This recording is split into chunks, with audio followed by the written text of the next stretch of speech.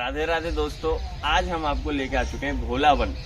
तो यहाँ की जो लीला है वो कुछ इस प्रकार है कि जो गाय माता थी हमारी, तो जब वो अपने घास चरने के लिए जंगल में वनों में जाती थी तो एक दिन उसको सिंह मिल गया, शेर मिल गया। तो शेर मिल गया तो शेर बोला उससे गाय माता से कि मैं तुमको आज मेरा भोजन हो, आज मैं तुमको ही खाऊंगा। तो गाय माता बोल रही हैं कि मैं पहले अपने बच्चे को दूध पिलाया हूँ, फिर मैं वापस आती हूँ। तो यहाँ की लीला है वो थोड़ी बड़ी है और लंबी है, तो मैं यहाँ की लीला आपको विस्तार से अभी बताता हूँ सखी जी महाराज के मुँह से। और इतनी सुंदर जगह अभी आपको बबलू भैया दिखा रहे हैं हमारे। यहाँ का इतना सुंदर वातावरण है और यहाँ का कृष्ण कुंड के अभी मैं आपको दर्शन कराता हूँ। एकदम शांति जो यहाँ पर है और कितनी हरियाली अभी आप दर्शन कर रहे हैं।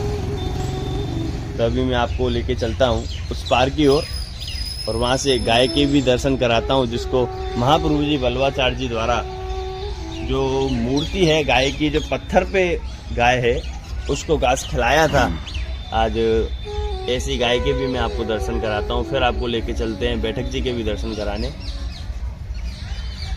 राधे राधे। यहाँ की जो लीला है वह हम अपनी सखी महाराज से आपको वर्णन कराते हैं, सुनाते हैं।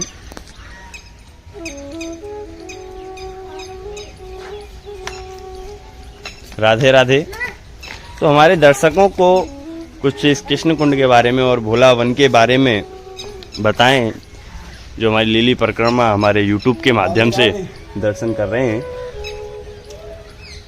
श्री वल्लभाधीश की जय। सभी वैष्णव को जय श्री कृष्ण, राधे राधे।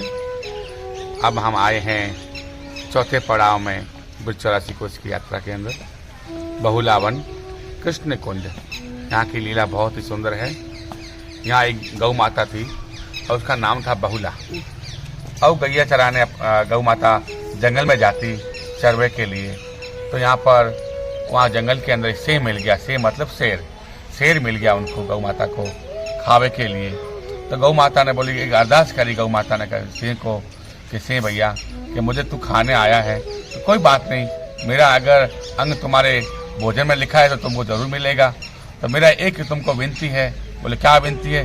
कि मेरा बच्चा मेरी राह देख रहा है, भूखा है, मैं उसको दूध पिला के आ जाऊँ, फिर मैं आप तुमको हमको तुम अपना भोजन कर लिए मेरा। तो ठीक है।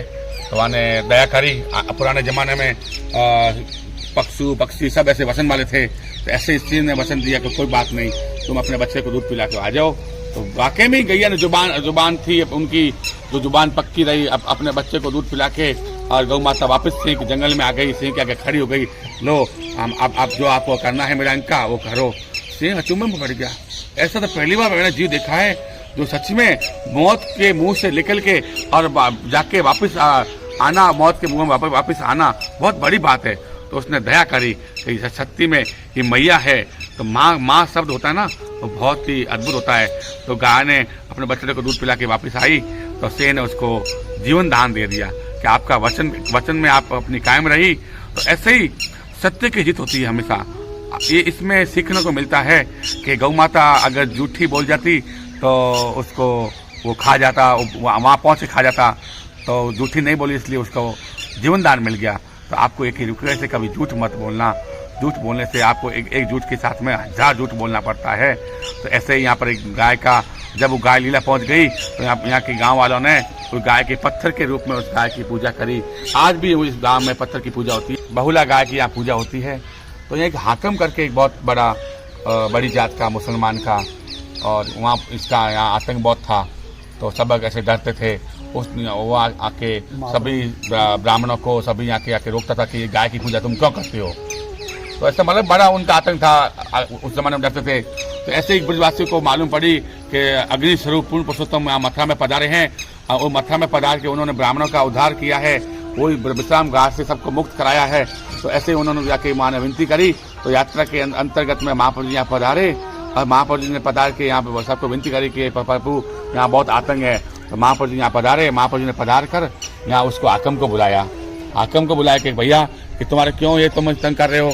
तो उसने महाप्रभु जी का एग्जाम लेना चालू कर दिया कि बोलो अगर आपके अंदर शक्ति है तो पत्थर की गाय को घास खिला के दिखाओ। तो महाप्रभु जी बड़े मुस्काए के तो बड़ी मामूली बात है, ये तो गाय जो बहुला गाय है, ये तो ठीक है पत्थर में पूछती है, वही तो साक्षात में विराजती है आज भी। तो मुस्काए तो सभी गांव वालों को इकट्ठा कर लिया कि भाई महाप्रभु जी वल्लभाचार्य जी पत्थर की गाय को घास खिलाएंगे। सब बड़ा अचंभा हो गया, तो भाई पत्थर की गाय को गाय कैसे खा जाएगी, जीत गई आगे बीमार वो न खा पाएगी, तो ये बहुला पत्थर की गाय कैसे घास खा लेगी। तो समझ लो सब गांव वाले इकट्ठे हो गए, उसको आकम को बुला लिया, आकम को बिठाया कि भैया बुला के बोला कि सब गांव वाले को बोला कि भाई गाय का जो घास है वो गाय के मुख के आगे रखो, पत्थर की गाय के आगे। तो बोले कि गाय कैसे घास खा लेगी, तो गाय ने खाया नहीं। तो थोड़ा बाबा जी मुस्काए, तो एक काम करो कि गाय जो घास है गाय के पीछे की साइड रख दो, पूछ की तरफ रख दो। तो बोले आगे से नहीं खा रहे, पूछ से कैसे खा लेगी, तो आगे से खा बोले चमत्कार हो गया, कुछ भी आप सोच लें। तो महाप्रभु ने मुस्का के बोला कि गाय जो घास है गाय के पूछ के पीछे रख दो। तो गाय ने वाकई में ही महाप्रभु ने ध्यान धरा, गाय ने वाकई में जीव स्वरूप पत्थर में प्रकट होके और पीछे मुड़ के वो घास खाया। और उस आकम ने बोला कि प्रभु मेरे को माफ करो और मेरे को आपकी शरण में लो। तो उन्होंने महाप्रभु जी ने उनको भी शरण में लिया और उसको जीवन दान दिया उसको कि आज के बाद मैं ऐसी गलती कभी नहीं करूं। और महाप्रभु जी यहाँ पधारे, मुखिया जी ब्रजजन के घर में विराजे और वहाँ पर साप्ताहिक पारायण किया और बहुत ही सुंदर यहाँ का वाहन है। अभी आप बैठक भी है यहाँ महाप्रभु की बैठक में चल के हम आपका वहाँ भी समझाएंगे विस्तार से। राधे राधे, वल्लभाधीश की जय। श्री वल्लभाधीश की जय।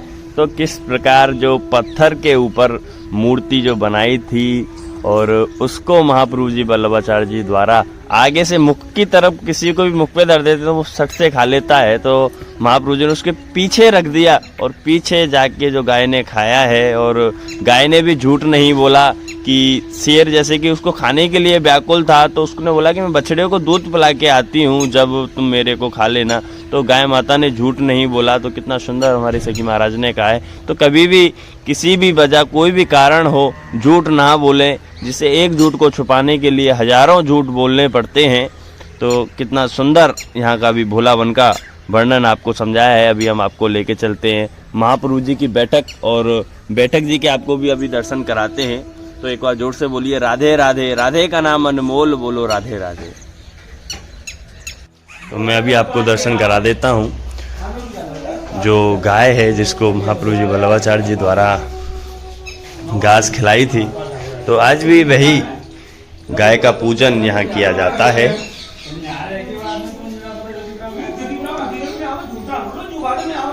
तो इसी पत्थर की गाय को महाप्रभु जी वल्लभाचार्य जी द्वारा घास खिलाई थी।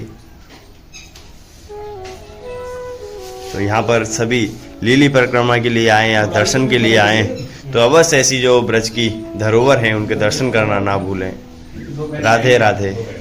बोलो गोवर्धन नाथ की। अब यहाँ से आगे वल्लभ की व्याख्या।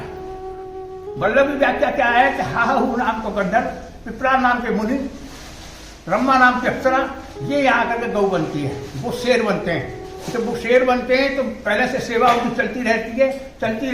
जब जो अगर गाय खत्म हो जाती है तो उसकी या पत्थर की गाय बना दी जाती है और उसकी मूर्ति पूजा चालू हो जाती है। मूर्ति पूजा चालू हो जाती है, वो जो है मूर्ति पूजा जब चालू हो जाती है तो बादशाह से जाकर के हम मुसलमान कहता है कि मूर्ति पूजा चालू हो गई है, वहां पर तो जो बोले नहीं होगी, तो बादशाह ने मूर्ति पूजा खत्म करा देनी है।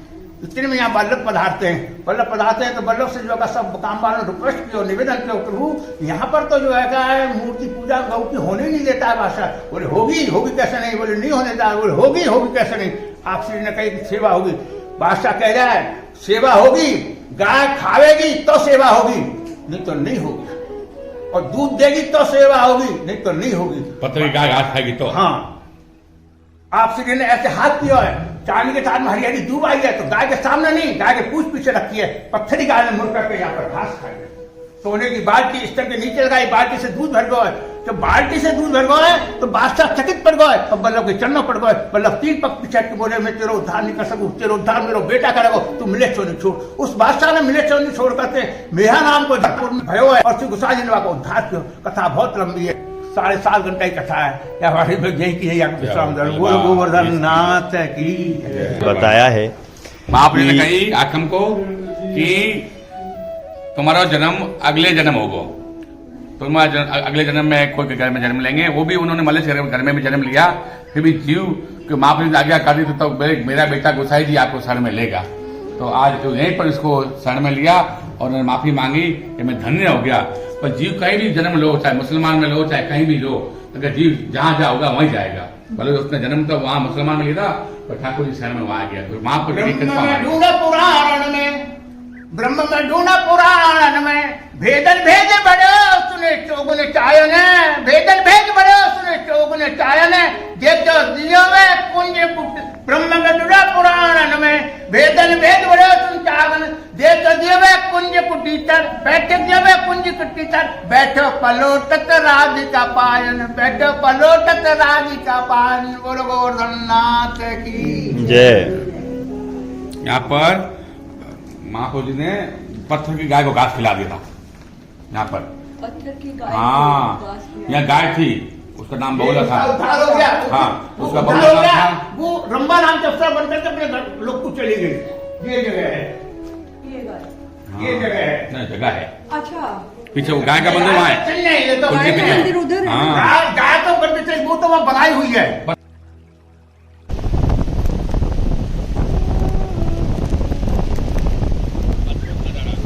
अद्भुत नजारा था। हम आपको लेके आए हमारे ठाकुर जी के अष्ट सखाओं में से एक कुमन दास जी के घर पर, और यहाँ की लीला से भी आपको वर्णन कराते हैं और यहाँ के दर्शन भी कराते हैं। जो अष्ट सखा हैं उन्हीं के एक सखा, उन्हीं में से एक सखा अष्ट सखाओं के श्री कुमन दास जी के घर पर। राधे राधे। राधे राधे। श्री वल्लभाधीश की जय। अब हम 84 कोष की यात्रा के अंतर्गत हम 5वें मुकाम पे आ गए हैं और यहाँ पे पाल पढ़ते हैं। ये जगह है जमुनावता। जमुनावता नाम क्यों पड़ा? बहुत ही सुंदर की भावना है कि यहाँ बहुत ही पुराने समय में यहाँ जमुना जी बहते थे। तो जमुना जी बहते थे तो जमुना आवता, जमुना जी यहाँ आवते तो इसका नाम पड़ गया जमुना आवता। तो यहाँ एक कुंभन दास जी अष्ट सखों के अंदर कुंभन दास जी का जन्मस्थली है। यहाँ कुंभन कूप है, कुंभन तलाई है, कुंभन दास जी की बैठक है और यहाँ पर कुंभन दास जी ने खूब सुंदर कीर्तन गान किया और महाप्रभु जी ने उनको शरण में लिया। उनको आज्ञा करी कि कुंभन दास जी आप सीजी बाबा को कीर्तन गान हर समय सुनाओ सुंदर भाव से। और उनके कुंभन दास जी के पुत्र चतुर्भुज दास जी हुए और दोनों ने पिता पुत्र ने दोनों ने यहाँ पर खूब सुंदर गान किया और सीजी बाबा के बड़े प्यारे सखा थे और दिन में सखा के रूप में उनके संग खेलते और रात को उनको सखी भाव के प्रकट हो जाता कुंभन दास जी का। अद्भुत लीला है इसमें, बहुत ही सुंदर। और सीजी बाबा को कुंभन दास जी को बड़े प्यार से बोलते थे कुंभना नाम प्यार से बोलते। एक लहर का एक ब्रिज में प्यार का नाम ही होता है शॉर्टकट, तो कुंभन दास जी को बोलते कुंभना। बहुत ही सुंदर वार्ता है। कुमन दास जी के गुरु श्री भल्वाचार्य महाप्रभु जी और श्रीनाथ जी विराजे हैं।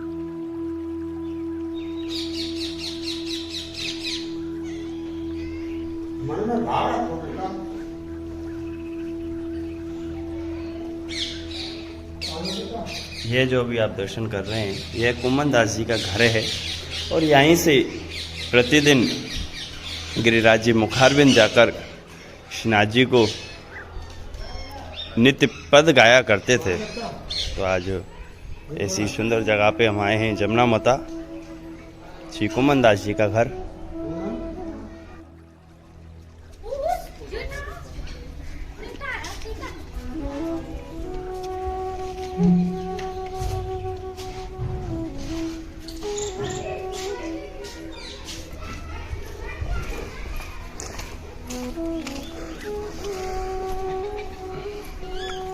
अभी हम आपको दर्शन करा रहे हैं कुमन दास जी के गांव का।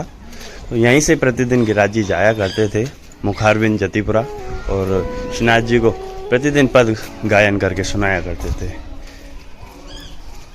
यह वार्ता के अंदर जो क्रमांक 84 के अंदर इसका पूरा प्रसंग है, तो आप घर बैठे अपन देख सकते हैं। 84 वैष्णव वार्ता में अंदर ब्रज 84 कोश वार्ता के अंदर है यहाँ का 84 वैष्णव में 84 वैष्णव। क्रमांक 84। राधे राधे।